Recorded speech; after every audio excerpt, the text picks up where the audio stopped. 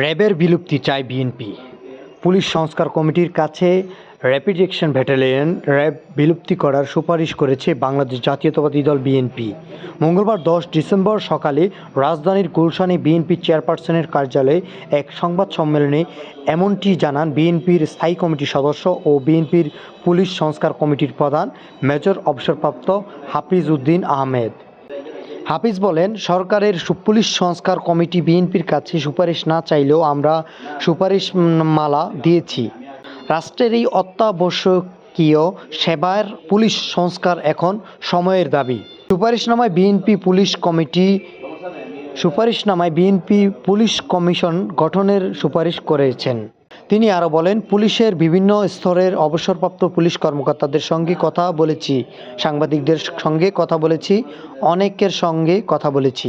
জনগণের সঙ্গে পুলিশের দূরত্ব কমানোর সুপারিশ করছি আমরা।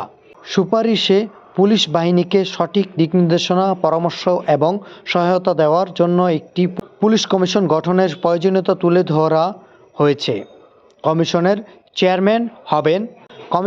চেয়ারম্যান হবেন স্বরাষ্ট্র বিষয়ক সংসদীয় কমিটির চেয়ারম্যান।